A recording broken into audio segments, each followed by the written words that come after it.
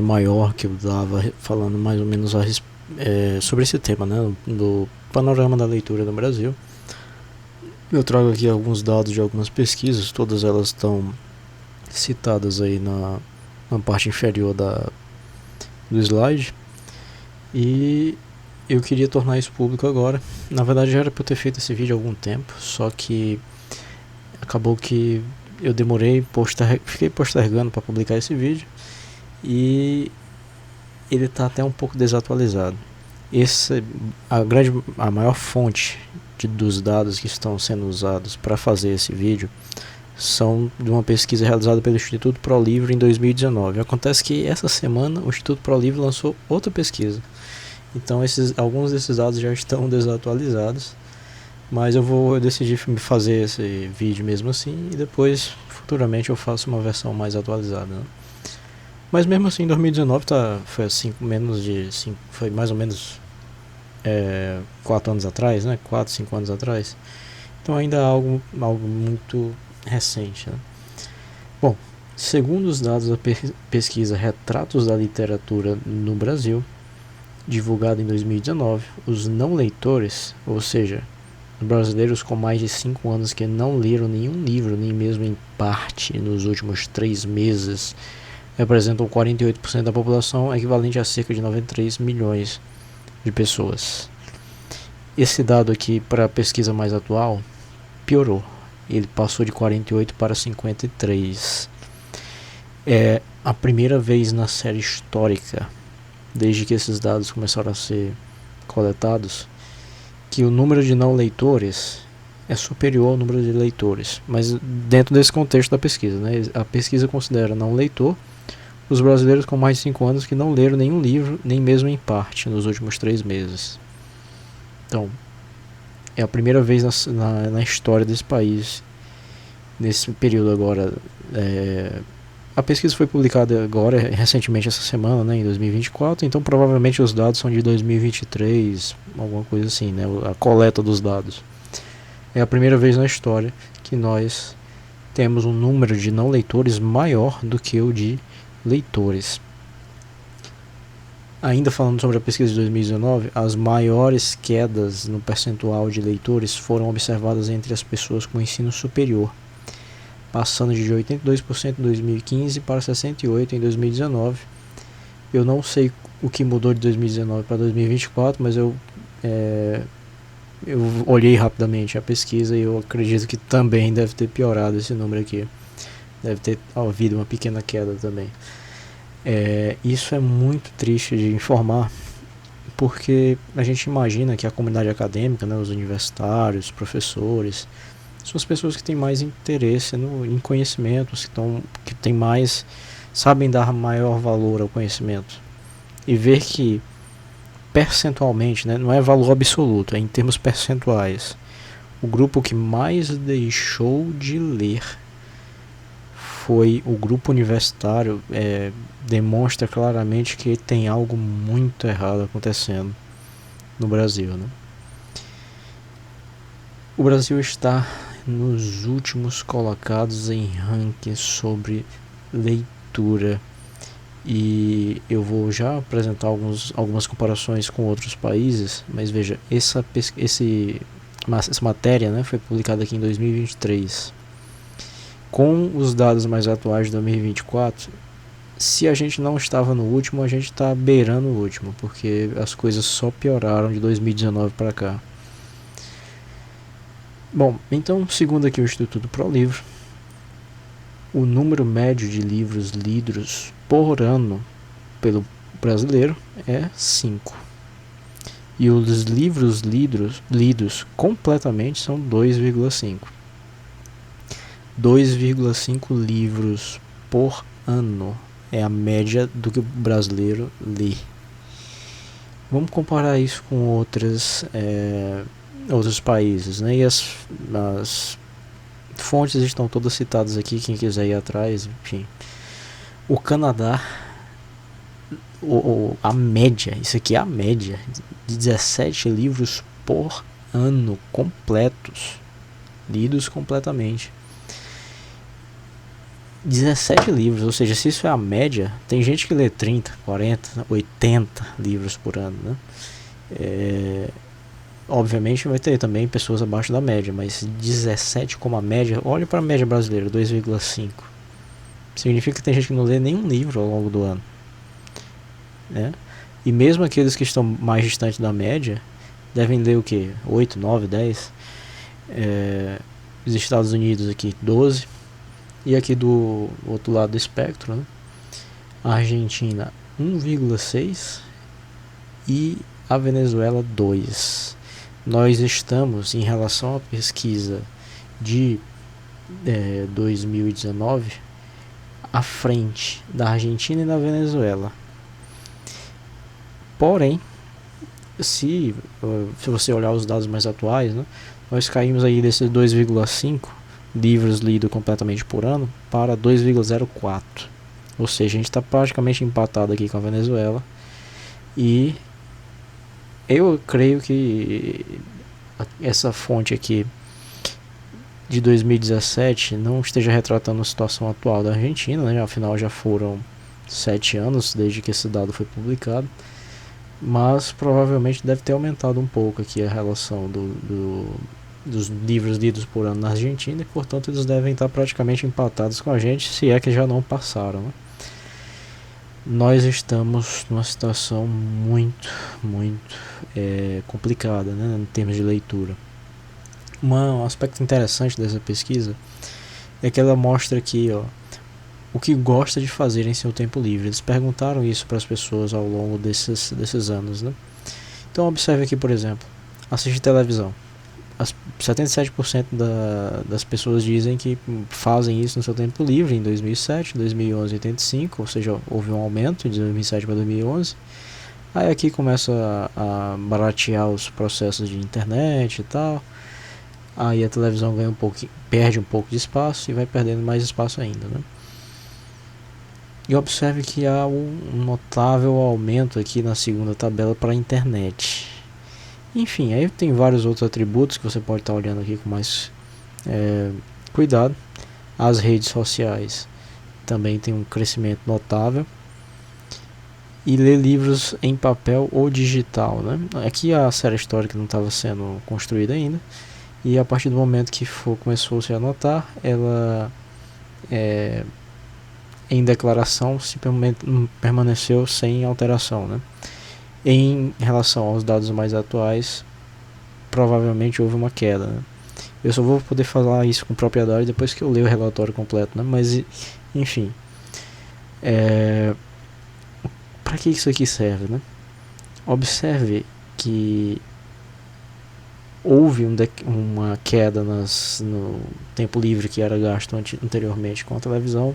Há um aumento significativo em várias atividades relacionadas à internet.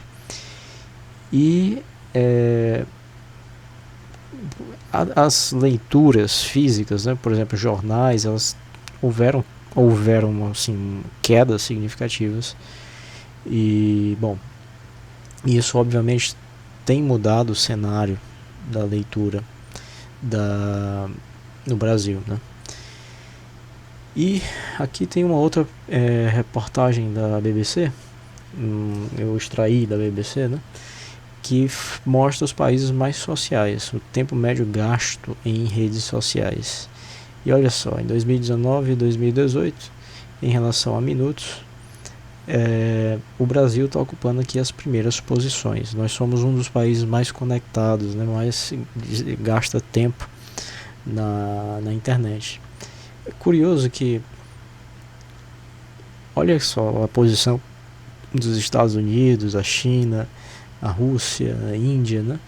Estados Unidos, China são hoje as maiores potências econômicas, né? E a posição delas em relação a gente. E olha quem é que está dividindo esse pódio conosco, né? Filipinas, Colômbia, Nigéria, Argentina, Emirados Árabes, enfim.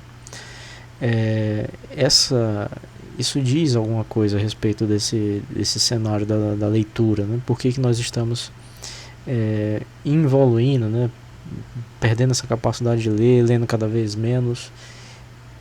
muito provavelmente isso se deve a esses novos hábitos descontrolados em relação à internet. Não estou abominando a internet, até porque eu estou aqui no momento trabalhando com isso, né? Mas há uma desordem notável no uso das redes sociais, enfim, todos os atributos relacionados à internet. E outra coisa muito interessante que essa pesquisa do Instituto ProLivro revelou é o seguinte: o que gosta de fazer em seu tempo livre, né?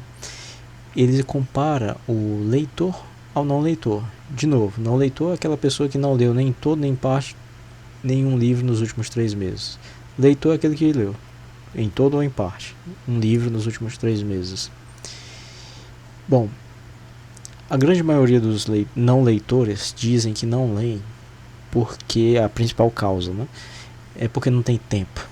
Mas veja só como é que eles distribuem o tempo deles, o que vocês gostam de fazer no tempo livre, né? Observe, né, que há uma maior variabilidade aqui entre esse gradiente de cores, né? Assiste televisão, usa internet, escuta música e tal, enquanto no lado dos leitores nós temos um grupo mais esverdeado e o grupo vermelho mais menos aparente, né? Então vamos lá, o que isso aqui significa? Assiste televisão, basicamente o percentual é o mesmo, né? Uso da internet. Isso é interessante. Os leitores declaram usar mais a internet do que os não leitores. Escutam música e rádio. Os leitores ganham dos não leitores. Usam o WhatsApp. Os leitores ganham dos não leitores. Em termos de coisas que fazem no tempo livre, né? De forma geral, a média de atividades dos entrevistados, dos leitores, é maior do que os não leitores. Ou seja, há uma maior variabilidade, os leitores, eles acabam se envolvendo em uma quantidade de atividades distintas maior do que os não leitores, o que parece ser uma contradição no argumento dos não leitores de dizer que não leem porque não tem tempo. Afinal, pelo que a gente está vendo aqui nessa coluna da esquerda, nós estamos vendo que aquelas pessoas que gastam tempo lendo, elas estão envolvidas em mais atividades, gastam mais tempo nessas atividades do que os não leitores. Então essa desculpa de não ter tempo, ela não é válida. Porque se fosse, esse grupo aqui dos leitores não teria tempo para ler também, porque dá para ver aqui que eles gastam mais tempo do que os não leitores nas atividades relacionadas ao tempo livre, né? Pelo menos é essa a interpretação que eu tiro olhando para esses dados. Se você tem uma interpretação diferente, você pode colocar aí nos comentários que a gente pode estar conversando sobre isso, né? Bom, então, passando aqui adiante. Em 2019, 62% disseram usar a internet para passar o tempo livre. Dentre os entrevistados, 13 disseram não ter concentração suficiente e 9% não conseguem compreender a maior parte do que leem. Ora, isso aqui, logicamente, esses 13% não conseguem ter concentração para ler um livro. E 9% disseram não compreender a maior parte do que lê. Nós temos um grupo de analfabetismo funcional muito grande, inclusive dentro das universidades, o que é mais triste ainda, né? Bom, aqui eu tirei do Our World in Data, um conjunto de dados aqui de 2009, o número de títulos de livros publicados por milhão de pessoas, ou seja, quanto mais escuro está esse azul, maior é o número de livros publicados por milhão de pessoas. Observe aqui quem é que está no pódio, né?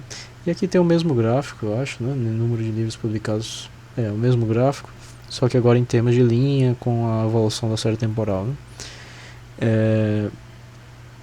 Observe o seguinte: quem são os que estão mais escuros aqui? Os países do norte da Europa, Canadá, Austrália e acho que Portugal aqui, enfim. Esses são os países. Observe, fique com essa imagem na cabeça.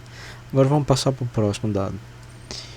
A nota do teste do PISA. A performance em relação à performance de leitura. Olha só quem é que está com as maiores notas. Canadá, o norte da Europa e a Austrália. Aqueles mesmos países. Deixa eu voltar aqui o slide, né? Os mesmos países que têm o maior número de publicações de livros por milhões de habitantes. Eles também têm as maiores notas no PISA, né? Tem o Japão aqui que aqui está em azul claro.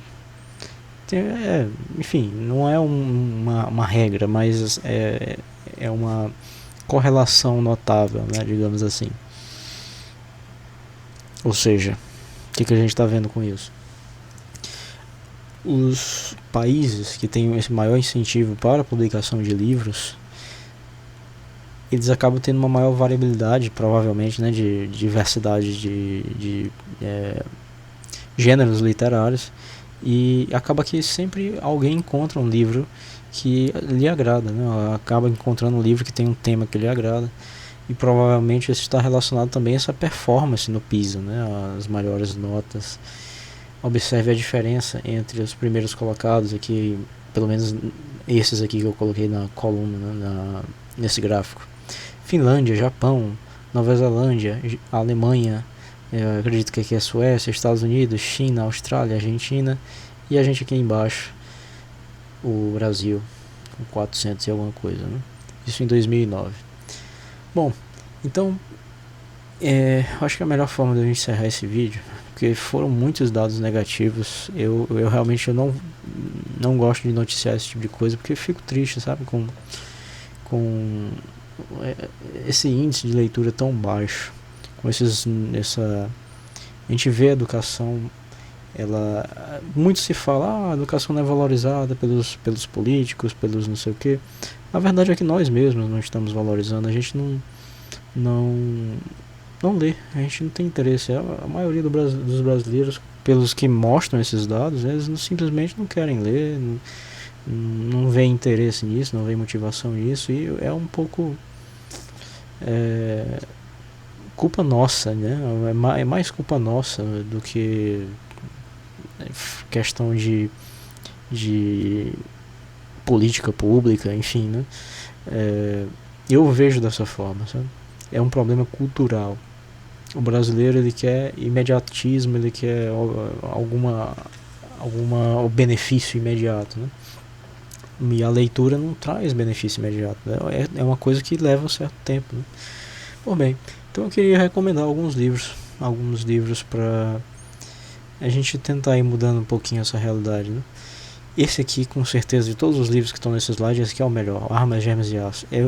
Quando você lê esse livro, pode ter certeza, você é uma pessoa antes de ler ele e vai se tornar outra pessoa depois de lê-lo. Você vai ter uma visão de mundo completamente diferente. Eu recomendo que todo mundo tenha a oportunidade de ler Armas, Germes e Aço, né? Aí, falando um pouco mais da minha área, né, física, matemática, estatística e tal, eu recomendo O Andar do Bêbado e Uma Senhora Toma Chá, que estão relacionados aí com caminhadas aleatórias, é fantástico, né? A Música do Universo, que fala um pouco sobre a história das ondas gravitacionais. Esse livro, ele, dependendo do leitor, ele pode achar um pouco chato, porque ele foi escrito por uma jornalista, né? Então ela tem uma pegada muito menos de divulgação científica e mais ele está contando uma história, né? E para quem gosta mais de ciência mesmo, acaba sendo um pouquinho chato, mas tem algumas passagens que são bem interessantes, por isso eu botei ele aqui. O Diabo dos Números, aqui é um livro infanto-juvenil, né, para crianças e adolescentes, mas tem muita informação que eu mesmo, como doutor em física, aprendi lendo esse livro, né, a respeito da matemática e tal. Como Mentir com Estatística também, muito interessante, na mesma vibe aqui dos Uma Senhora Toma Chá, ou O Andar do Bêbado, só que aqui exemplos de como a estatística pode ser usada para enganar, né? O que é vida, para mim, que sou físico, ver um físico falando com tanta propriedade sobre um tema que é mais voltado à biologia, né? Falando sobre a visão que os físicos têm sobre o que é a vida, para mim foi fantástico, né? E assim, é um dos livros que mudou a minha percepção da física como um todo.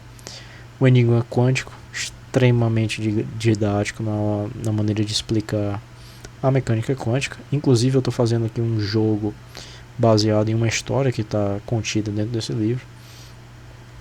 E Subliminar, do mesmo autor aqui do Andando Bêbado, fala questão de percepção, memória, enfim, é interessante também.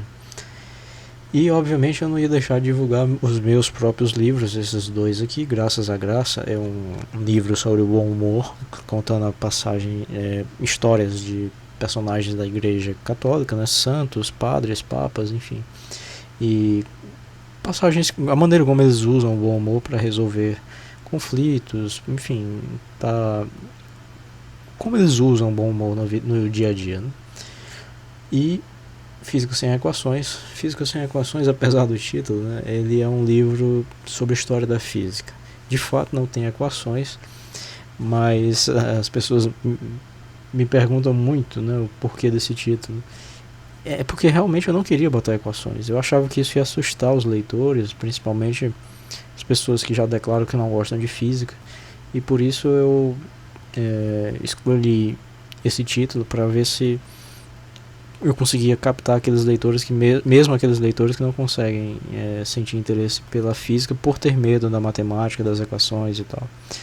Pois bem, então só para finalizar o vídeo, ainda falando sobre os meus dois livros, que o link vai estar lá na descrição. O meu livro contém, os dois contém mensagens subliminares, tem coisas lá que não estão explícitas. Eu quero que você descubra, né? Literalmente eu estou lhe contando algo que não vai estar explicitamente escrito lá. Por que eu faço isso? Porque eu acho divertido, sabe? É uma coisa que acontece, por exemplo, nos jogos, para quem conhece o Shadow of the Colossus, né? Tem vários artefatos, várias construções ao longo do mapa que você fica olhando, meu Deus, isso aqui serve para quê? Por que o desenvolvedor do jogo, por exemplo, é o caso desse arco aqui, desse anel, né? Por que o desenvolvedor do jogo teve o trabalho de modelar essa estrutura, botar ela no meio do nada, sendo que ela não serve para coisa nenhuma, né? E você fica batendo cabeça com isso. Eu lembro que a primeira vez que eu joguei Shadow of the Colossus no Play 2, que eu olhei esse arco andando aleatoriamente pelo mapa, eu fiquei, meu Deus, mas pra que isso? Será que isso aqui vai ser usado mais à frente por algum chefão? Será que tem alguma maneira de ativar isso? Ou simplesmente é um objeto aleatório que o desenvolvedor resolveu jogar no mapa, né? Bom, essas coisas levam a comunidade dos jogadores de Shadow of the Colossus a tentar desvendar esses mistérios, né? De fato, o desenvolvedor, ele fez isso de propósito. Ele deixou vários enigmas, várias histórias mal contadas, digamos assim, para que o jogador tentasse entender aquilo, tentasse descobrir porquê daquilo, né? E a comunidade, ela inventa várias teorias, né? Tem esse anel aqui, ele aparece em outro jogo que eu não sei qual é o nome, eu acho que é Ícaro, não sei, do Play 1, do mesmo desenvolvedor. E só que não conta a história. Por que esse arco aqui aparece no outro jogo, sendo que as duas histórias aparentemente são descorrelacionadas, né? E aí as pessoas começam a teorizar e tentar imaginar como é que as histórias estariam interligadas e tal, não sei o que, enfim. E o desenvolvedor fica mantendo o segredo, sem contar nada, sem contar o porquê que de fato ele fez isso, se tem um motivo ou se não tem, é só pra causar confusão, enfim, ninguém sabe, né? Mas eu gosto dessas coisas, eu gosto dessas teorias, essas teorias que fazem a gente pensar, sabe? Tipo, como acontece muito de forma maestral aqui no Shadow of the Colossus. Eu coloquei algumas mensagens subliminares nos meus dois livros e eu espero que talvez alguém algum dia tente desvendá-las, tente encontrá-las, né? Então, para terminar, uma frase aqui de São Tomás de Aquino: a leitura é a chave para a compreensão, o conhecimento e a sabedoria. Através dela, abrem-se as portas do mundo e da mente, expandindo horizontes e enriquecendo a alma. Então, muito obrigado e fique com Deus.